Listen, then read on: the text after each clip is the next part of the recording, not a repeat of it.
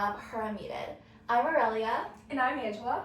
And Her Unmuted is a podcast dedicated to amplifying women's voices in healthcare, politics, and education to really just create a space where we can amplify their challenges, experiences, and also stories. Today I have the honor and privilege of introducing Ms. Cozier onto this podcast. And she joined Havergal in 2023, and she's currently working as the Executive Director of Inclusivity and Excellence. And previously she led diversity and inclusion work at the Human Rights Campaign, the largest LGBTQ+ civil rights organization in the United States, with a strong focus on women's and girls' equity through an intersectional lens.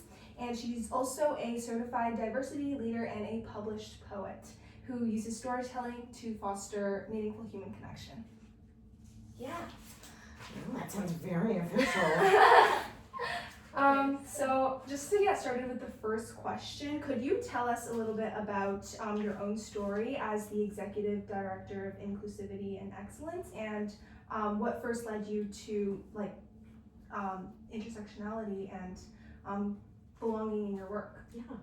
So my title is officially Executive Director of Inclusive Excellence, and that's based on the way that we frame here two portfolios. One is equity, diversity, inclusion, and belonging, and the other is our Indigenous education work. My background is much more in the equity, diversity, inclusion, and belonging, but I'm really excited to be able to add that Indigenous education portfolio and bring these two really important yet distinct aspects of work to the school, which is actually quite rare to be able to have all of that. There are a number of schools who have these roles, but it's pretty new, right? For me, I say that my journey for work has been kind of like my own journey of personal liberation. It really began, I went to an independent girls' school. I did, yeah. So I got my start in coming out of an environment just like Havergal. And that really solidified for me the sense of the importance of my voice, my position and my opportunity to make a difference. And then I took that and went into university, and part of my focus was on sociology and gender studies. So all of these things I continued to fuel. And then when I went into the workforce, I wanted to figure out how to do that work. And I was originally going to be a doctor, and much to my parents' dismay, that did not happen. But because I was really energized about what it meant to work on behalf of rights and recognition for marginalized people. And so I started doing women's and girls' reproductive health and rights. And that translated then into doing cancer advocacy. Really? Yeah, and in that work and cancer advocacy, particularly ovarian cancer, you realize the intersections of women's identities that really had an impact on how they did and their survival, right? So when you think about, like, this was again my opportunity to think about how my commitment to health and medicine and my excitement and passion about advocacy and women and girls in particular really blended together. And then the intersectionality piece came in because we found that women and girls who were part of racialized communities actually had higher mortality rates. They weren't getting diagnosed as early. So well, what's happening there, right? So that became the real early blending of these pieces in my work. And around the LGBTQ stuff, issues, at that time, we found that women who partnered with women were at increased risk for ovarian cancer. And we're trying to understand why that was and how if we were committed to education around ovarian cancer and saving lives, we had to speak to the communities who were most at risk. But there was a lot of apprehension of folks who were uncomfortable having those conversations, right? And this was in the late 90s and early 2000s. And it's hard to believe sometimes that there when you know think where we are in 2026 that was the case, but there were folks who were just like, I'm just not comfortable going into communities and talking to women who partner with women. And so my work there became very much about how do I prepare, how do I understand what the barriers are, what people's thought process, biases, concerns, fears, all of those are. How do we address all of that? All of it, just so we could get to the work that we were planning to do in the first place, right? The education. So that really was a launching point for all of these things coming together in my work. And so then that moved into philanthropic education and helping women donors figure out how to use their funds for social change, supporting women and girls, philanthropy, and also philanthropy that served to improve the lives of women and girls. And again, when we think about the economic empowerment of women and girls, you can't do any of that work without understanding the intersections of identity and how that creates very different experiences and outcomes. Totally. So all along the way, it's just like, oh, well, you know, we can't do the work we're planning to do if we don't understand how all of the aspects of the lives of women and girls impact their outcomes. And that's not just gender. It's race, it's geographic or geographic location, it is socioeconomic status, it is religious background and context. It's all of these things that come together to shape the context of our lives. So all of my work then became about that, and for me personally, at each step along the way, I was like, okay, I'm a Black woman, I'm navigating these spaces, how do I understand how that identity comes into play? And then it was, I'm a queer woman. I came out to my organization, and part of it was because we had such folks with such discomfort in dealing with community. And I was like, but we are community. I am community. I am this community, right? So I use those opportunities and my identity and my proximity to people and my identities and my intersections to help connect folks to the work that we needed to do. And all of that led me to where we are now. That's amazing. I feel like what you said is truly so impactful because, like you just said, right? Like, in order to really tackle and navigate through an issue, you really need to understand the people first, and that's of course really understanding the intersections, because none of the issues and the special aspects of people's identity exist isolated. And you actually quoted Audre Lorde in her quote, "There's no such thing as a single issue struggle because we do not live single issue lives." And I think that's so prevalent in your work, and we really do see that in your work here at Havergal through your role as a director of inclusivity excellence. So I wanted to ask, how do the various issues and marginalized identities surrounding race and sexuality compound the issues that women currently face? So there are so many ways, that our opportunities and outcomes are shaped by the doors and pathways that are open to us. They are also shaped by the supports that are available to us. They are shaped by the connections and the networks that we have available to us.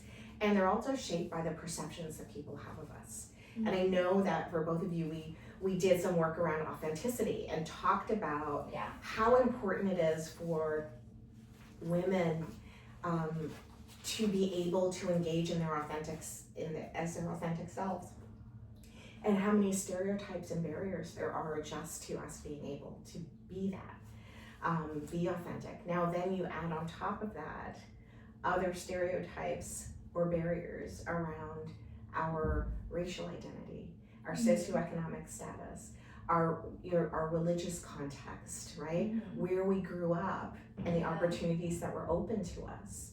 And so all of those combined, so we often think about, the women's movement, or the way we think about feminism or womanism, or however you frame that radical notion that women should be given the same rights and access and be able to do and self-determination, right, as their male counterparts.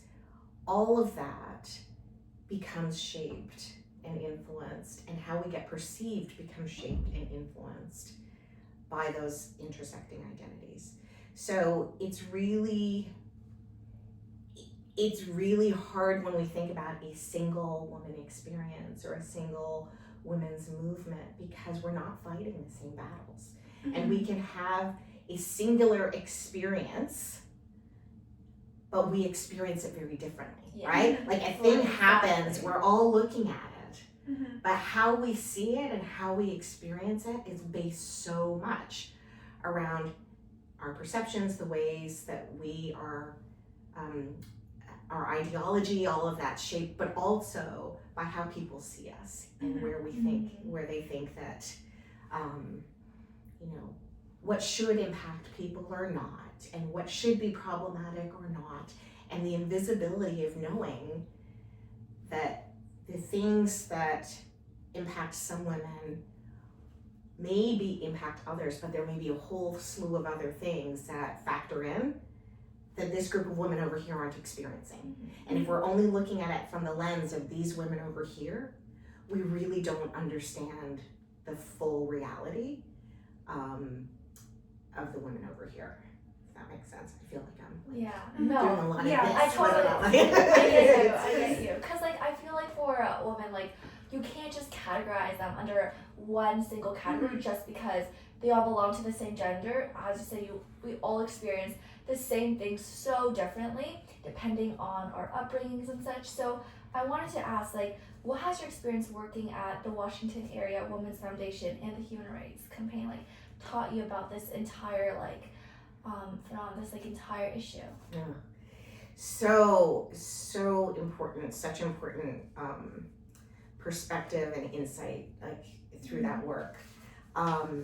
I think if I am trying to like distill it down to a couple of things, one I think is that oppression and the way that we experience marginalization is not unique. Let me see how I want to say this. It's not that it's not unique. Because we experience oppression and marginalization in one aspect of our identity does not mean that we don't participate in oppression and marginalization in other ways. And that is true both within Washington Area Women's Foundation, where we looked at the intersection of gender and race in particular, and socioeconomic status on the access and opportunities that women and girls had in our region. That was a regional women's foundation, so we were really focused on women and girls in the Washington, D.C. area and the surrounding areas. But the experience and outcomes for women and girls looked vastly different depending on who they were. And the perception of different groups of women from other groups of women reflected some of that internalized processing of race and value and responsibility and accountability, all those unconscious and not so unconscious, right? Perceptions that people had around like, I am worth this because I pull myself up by my bootstraps, or I do this work. But those women over there, they are taking advantage of a system. They are not, right? Like, so even that sense of solidarity within, and similarly within LGBTQ2S+ communities, the notion that people who have an identity that's marginalized vis-a-vis their sexual orientation or gender identity, that they would understand and therefore not also participate in systems of racism or classism or other things, or misogyny, all of those. So we have to really remember that being part of a marginalized identity does not exempt us from participating in oppression of other people. And it's really important because one of the things I used to say is, so often our view of the world is shaped by the part of our lives that's the hardest, right? But in doing that, we don't realize where there's power and opportunity, and we don't realize where we may be participating in other people's oppression. So I will say the flip side of that, as I just named, is the ways that we do have power and the ways that we do have the ability to, in spite of places where we may have or be experiencing marginalization, where we actually have tremendous opportunity to make significant impact in other people's lives. And regardless of whatever our identities are and what the challenges that society has kind of thrown down for us, there are places that we can find power and voice and influence. And it's really about how we tap into that, and also tap into that piece of us that knows what it feels like to be on the outside, to figure out how we can use that powerful part to ensure that other people aren't on the outside too. I'm really glad you mentioned that, because actually our next question is like, how can we navigate one issue without like undermining another issue? That is the $64 million question, right? It is so challenging because we have a system that is set up as a zero-sum game, right? That says in order for us to achieve or to have something, somebody else can't. And I think if we look around the world right now, we're seeing a lot of examples of people undermining their own self-interest because they don't want somebody else to have something, right? And so I think part of the challenge is one, really interrogating the places that we have perceptions about who's deserving and not deserving of certain things. Because sometimes as we move through the world in the quest for undoing or pushing back the injustices that we have experienced, we think that becomes more important than the injustices other people have experienced, right? And then part of that is, well, I have to rationalize why my injustice is more unjust than yours. And so we silo and disconnect ourselves from other people in the quest for our own, addressing the things that are really challenging us, right? And there are times, and the hardest times, so there's that piece, but there are times where it does feel like the interests of different groups of people are at odds with one another. And part of that is this zero-sum game setup.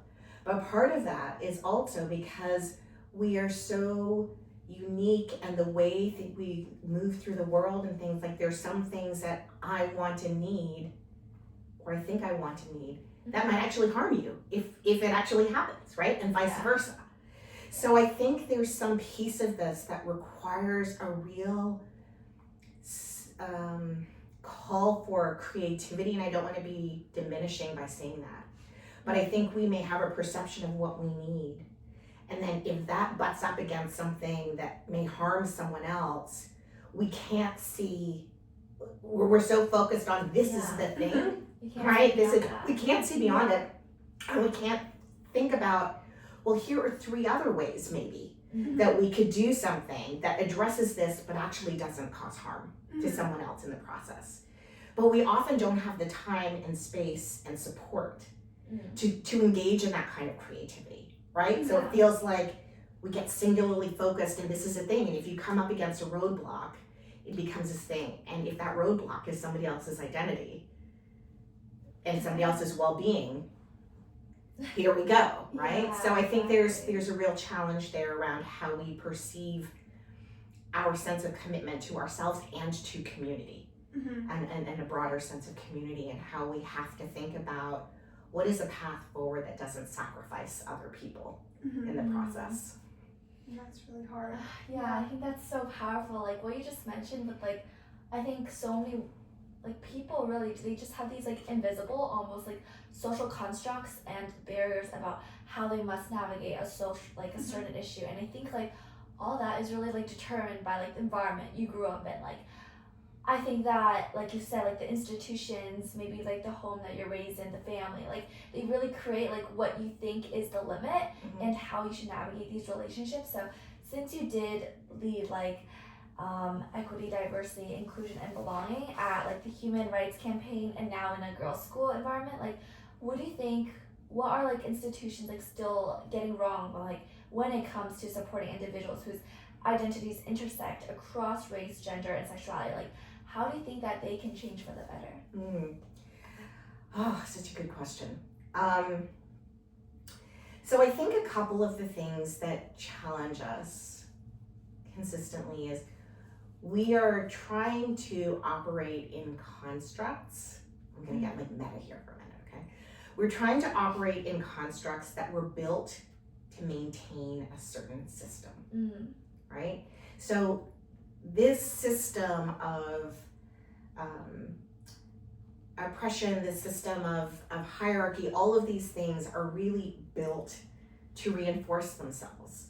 And oftentimes we are operating within these systems that are not built to change the way we want them to change, right? They are built to maintain a certain way of being. And so in so many of these places, it's like we're looking to change a system from within the system. And Audre Lorde, I love. Another one of her quotes is, "You cannot dismantle the master's tools. The master's house using the master's tools." And it's a really important reflection of we are often working in systems trying to change them in ways that they don't want to be changed. And using and trying to go along with the same rules and the same way they've operated and hoping that we can come up with a different outcome. And that's the really hard part, because how change happens in those instances may be more incremental. And what we might be looking for in terms of change is much bigger. So the scope and scale of what we're looking for and the way that we have to operate are mismatched, right? So I think there are a couple of things. I'm not espousing like we go and burn down systems all over the place, right? But I think some of it is we have to adjust our expectations of how quickly change can happen.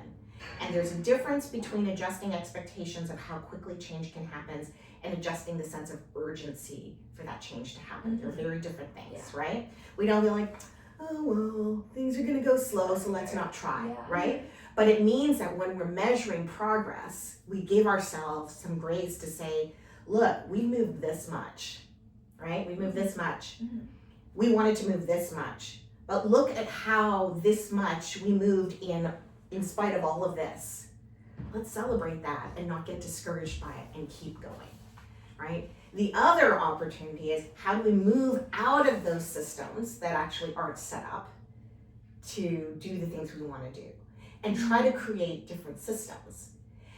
And both of those things are going to have to happen at the same time, because we will continue to operate within schools, within systems. It'd be great to be like, okay, we're going to start a school that we don't do any of the same things that we've ever done before.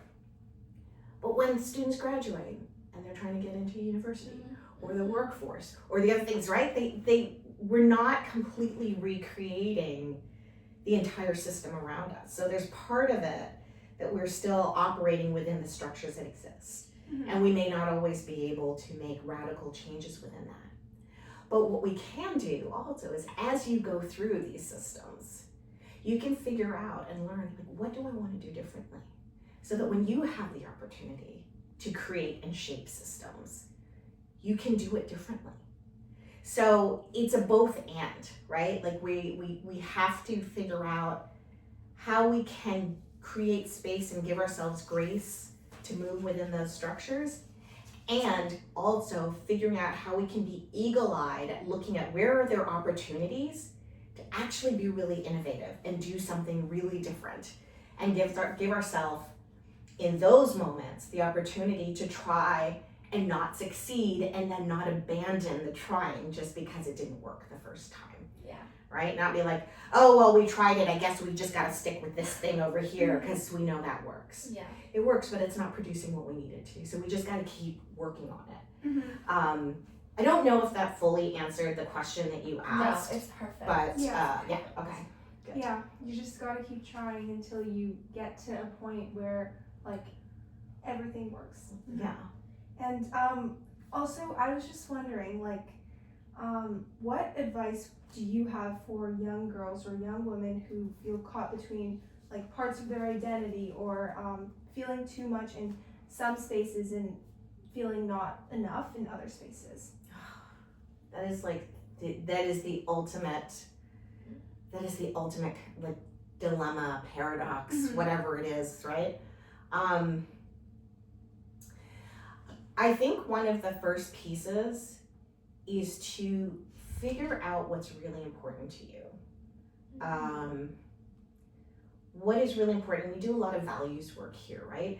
And values can be like, oh, they're values, and I value kindness. Like that's important, right? Yeah. But we, what is at the core of who you are, and how do you hold on to that and seek out the people who feed that part of you, right? Because we're not always going to be around people who value us. We're not always going to be around people who see what we have to offer. And I think the more marginalized identities we have, the harder it can feel sometimes to be seen and truly valued for what we have to offer. But the more clear we are in who we are, and the more we shore up our own networks of people who believe in us, it means that when we go into those spaces where we're not valued, we're not going in alone, right? We're going in with this whole army behind us. Whether they're there physically, I wouldn't bring them physically, but maybe just, right? But we've got this whole army behind us of people that bolster you. And the more we find and can support one another, and this is really where the power of women in community becomes so critical. When you have a whole group of people who are like, I see you, girl, you got this, right? And you can move through, then I don't care if you don't think I'm enough, or if you think I'm too much. I'm just the right amount, right? And that's the thing, we have to stop believing that our worth is defined by how palatable we are to other people, because we are never going to be able to please everyone. We will always be too much for some people and not enough for others. The key thing is, when you look in the mirror, when you get up in the morning or when you go to bed at night, are you enough for you? Exactly. First, and then how do you find the people around you that you are just enough for, and move through the world with them at the back, and they will be the wind behind you.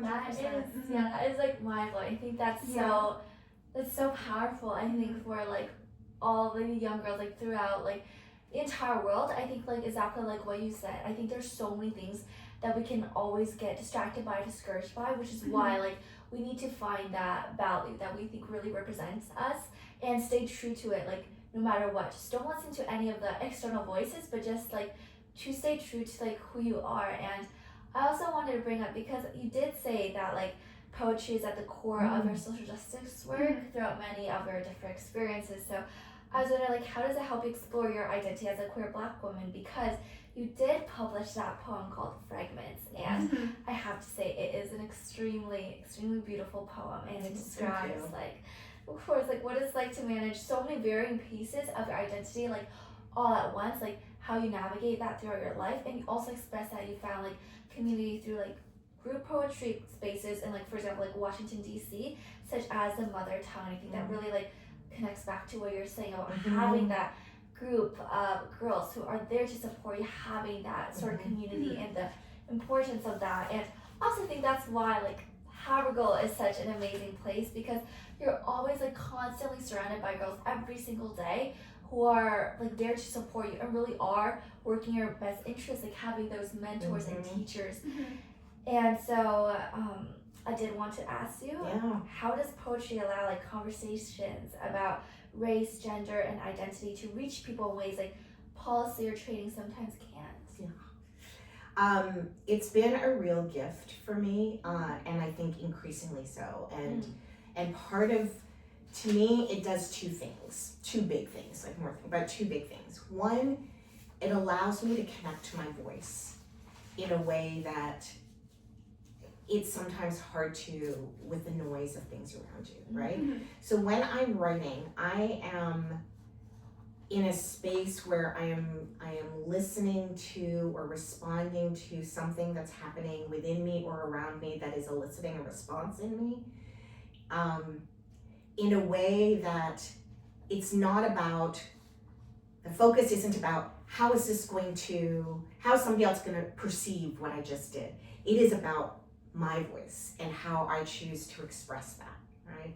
So there's a piece of it that's really cathartic, that is really empowering, it's really crystallizing, because it helps me take thoughts and feelings that are milling around and try to kind of hone them in to something cohesive that I can understand clearer. But I have also found beyond that, there has been a real opportunity for connection, because by being able to tap into my own voice and my experience in my poetry, I'm able to have a conversation with someone that allows them to either see something in themselves, in my poetry that they connect to in themselves, or there's a way of connecting to somebody and having them see something that they didn't see or didn't know. And it's not about, I'm going to share a piece of information with you and now we're going to debate the facts or the credibility or accuracy of that. Yeah. When I'm using poetry, I am credible because it's my voice. It's my experience, and that's what's coming through, right? So nobody can debate my experience with me. And so you can see it, you can hear it, it can affect you, you can disagree with it, but you can't refute it because it's mine. But what that does, though, is it creates a pathway to express things sometimes that you can't express in a presentation or through a PowerPoint, right? And the way that change happens is very seldom factual. We're not looking at data and going, well, that's a really good point. I think now my mind has changed, right? We are connecting to people. We are connecting to things that we see within each other. And so my poetry allows me to express a part of myself that is difficult to channel in another way. And then as people respond to that, we can open a very different kind of dialogue. So that's how I use it. That's so touching, and I wanted to actually go back to what you were saying about something earlier, well, me and Angela, we were both there when you went and gave a presentation to our entire grade at the grade 11 retreat about how really the experiences of women and men when they're trying to step into positions of leadership are so different, and how your race, your sexuality, those aspects of our identity only compound that and only makes you experience things so much more differently than your male counterparts. So I wanted to ask you could you go deeper into what you were saying over there? Yeah, I think our society, and I feel like if I had other lifetimes to live and could do other things, I would really want to look at the cultural development of gender in a lot of other societies without the influence of each other, right? Because I think we know when we look back anthropologically, sociologically, in other ways, that different cultures have created different structures and systems and evaluations and valuations around gender in ways that our Western culture has not, right? Where women matriarchal societies, where women were leaders and sacred and all of these things. So there are all of these different ways, and I'm really curious to learn more about that. But within our structure in our society currently, there are different valuations and hierarchies that we learn without even having to necessarily name them, right? If you look at what do you see on TV, what do you see in ads, what do you see in all of the messages that you've gotten about what is the place of women vis-a-vis men. And we're looking at right now, not to look to focus on sort of the south of the border, but when we look at just the women's and men's hockey, the response to women's and men's Yeah. hockey gold medal Oh my win, God, yeah. right? Yeah. And so like that is such a crystallized sense of, if you look at women's sports, of how they're valued. And I've had debates with colleagues, like friends and acquaintances around, well, you know, men's sports generate more audiences and right? All sorts of, but if you look at this instance, you've got two teams that have won a gold medal, and how differently are they treated? How those male hockey players are being shuttled in a private jet, and the women's hockey players are kind of toting their own bags and doing, right? The pay disparities, there's so many ways. And you'll remember I was wearing that t-shirt that said, "You owe me 36 cents," right? And that was about the gender and racial pay gap for Black women vis-a-vis white men. And that notion that for every dollar earned on a similar scale, Black women were making 36 cents less on the dollar than white men. So all of that, and that's just one example, right? Like all of this is the context that we're living in. So you imagine you're going into a workplace and you're looking to negotiate salary. Even before you get there, you're looking to apply for a job. And we talked a little bit about this before. You're looking to apply for a job. There are very different ways, and I don't want to blanket, I don't want to make blanket, because there are exceptions all over the place. Yeah. But generally speaking, Yeah. we are taught as women to look at these jobs and we'll be like, oh, I don't have that, I don't have that. We undervalue the skills that we're bringing. And in general, many men are given sort of this sense of, you can do it. Like, you may not have had to have done it, but if you think you can do it, you're bringing that confidence in that I can do it, right?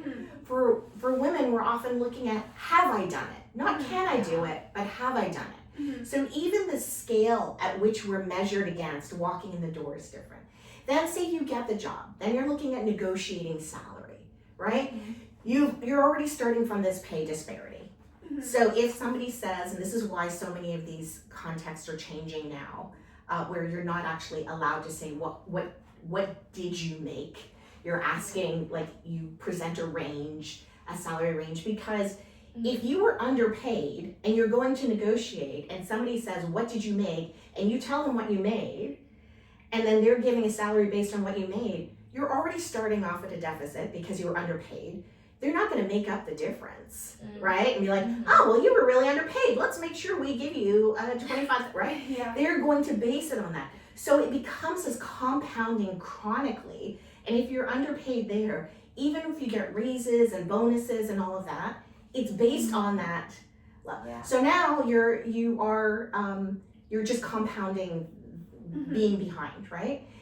Even when you think about then sitting in spaces and rooms, behavior and ways of engaging that are often okay or tolerated by men get read very differently for women. And I would be doing a disservice to my beliefs and my work if I didn't name that we're talking about men and women, where there are gender identities and expression beyond male and female that we're not even naming here in terms of if somebody's non-binary or what is the impact of that identity on how they're perceived and received and then treated in these spaces. So I just want to name that. But what gets rewarded in terms of behavior and practice from men and women are different. What might be rewarded with a promotion for a man may be regarded as being difficult and may be career limiting for women, right? So all of these things, because we have this notion in our mind around what our gender expression looks like, what is okay for men, male identified folks, what is okay and not okay for women and female identified folks, right? So all of that gets coded, and then on top of that, now you add things like race, right? Or we add things like gender identity or gender expression, which may evoke a whole other set of things of like, well, I don't understand what this means. What do you mean you don't identify, right? Like, so then there's a further disconnect around. So all of these things come together in ways that mean that we are navigating so much more in our workplaces than just our ability to do our work, right? So if you think you're navigating all of these perceptions, all of these conceptions, all of these stereotypes and limiting beliefs, and you're just trying to do your job, but you're exhausted, right? You're exhausted just trying to show up and be taken seriously. And that's what Fragments was about. It was that notion of what it feels like to have to hold these identities that we should be revering and should, right? But we're having to hold them and manage them in so many ways that takes so much emotional energy. And then how do we show up after? How do we then have the energy to excel at our job? How does it matter then that we're brilliant at this or adept at that when we don't have the energy to put into it, right? Exactly.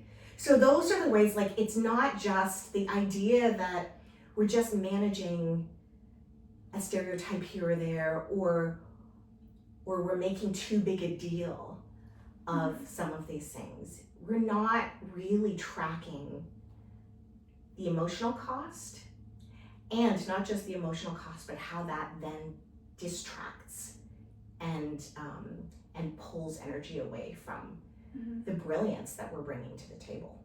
That's so extremely powerful, and I really loved how you mentioned that voice, that inner voice that we have inside our head, and how that really impacts what we can accomplish and what we think we can accomplish. And as you know, our podcast name is Her Unmuted, and the goal is to create like a space where women can share their stories, their challenges, and encourage other young women to be able to really unmute themselves, right? So I was just curious, what does being unmuted mean to you? Okay, first of all, the name of this podcast is perfect. Love Thank that, you so Her much. Unmuted. Because I think it speaks so directly to the way that we move through the world a lot of the time, right? So I think, going back to one of the things I said earlier, is how do we find that inner voice, and how do we find places where we use it thoughtfully, strategically, caringly, but also unapologetically, right? And I name that because, again, when we talked about our authenticity, like, I can come through like a bull in a china shop and be like, here are my thoughts and feelings, and I'm being my authentic self. Take it or leave it, right? But that doesn't recognize that we are part of an ecosystem, we're part of communities, and that matters. And how our words and how our authenticity lands on other people matter.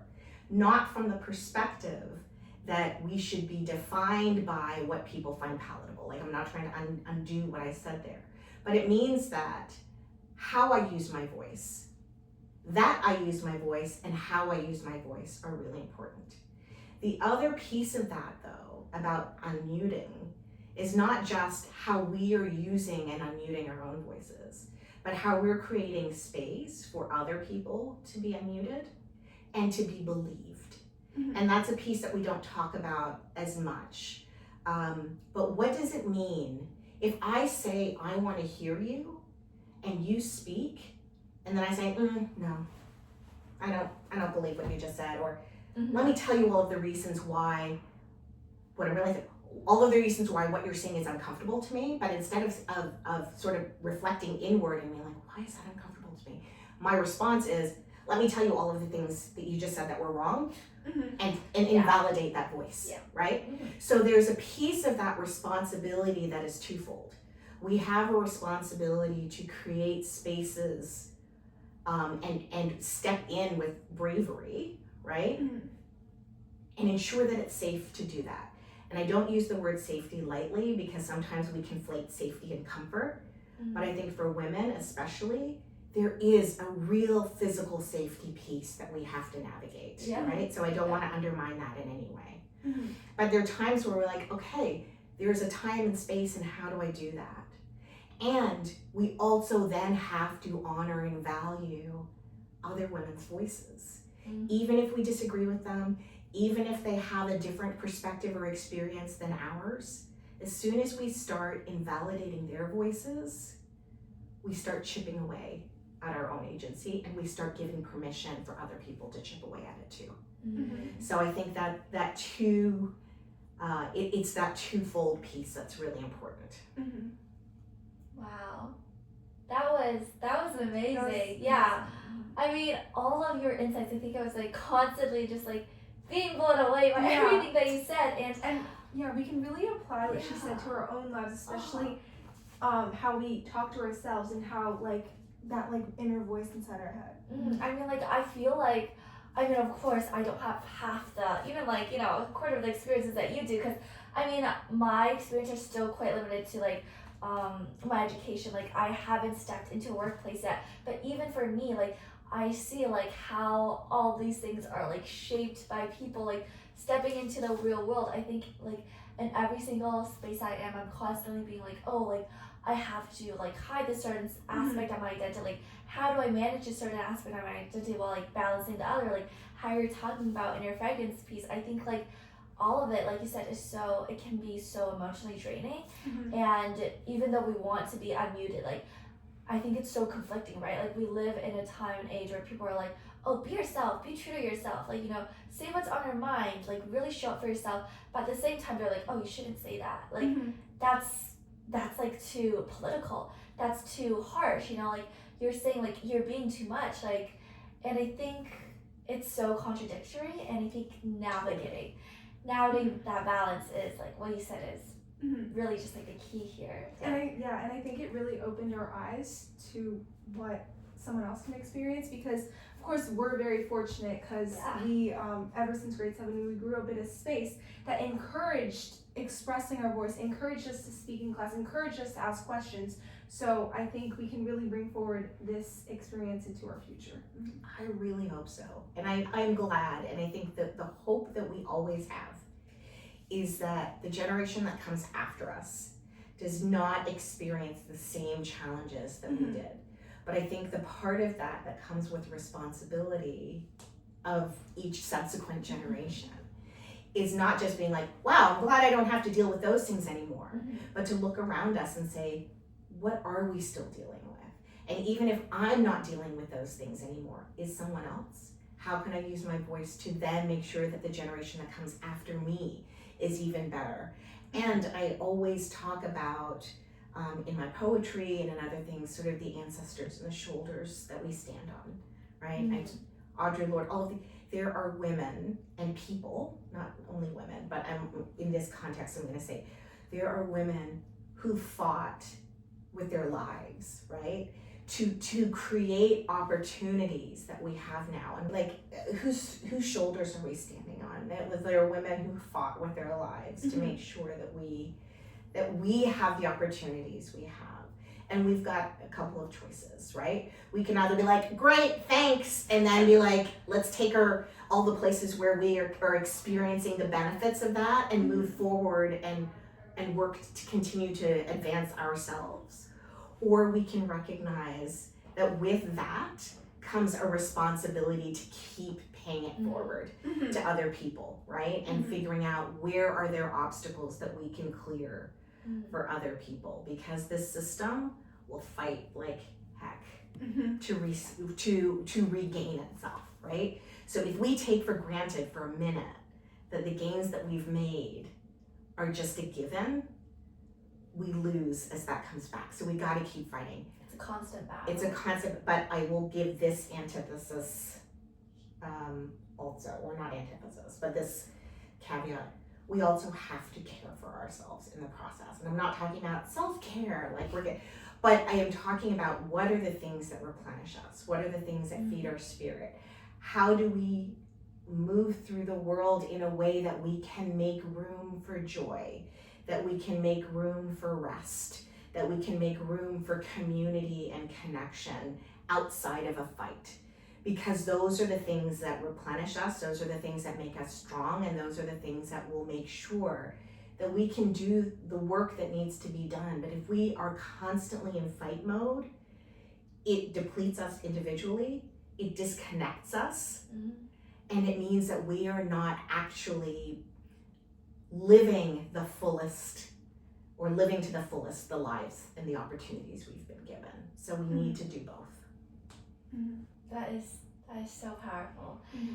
Thank you so much, Ms. Cozier, You're welcome. for being on Thank the you so podcast much. today. I can't even express how meaningful and how much how great your contributions are. I really can't thank you enough. Thank you so much. Thank you so much. Yeah, this has been a wonderful experience.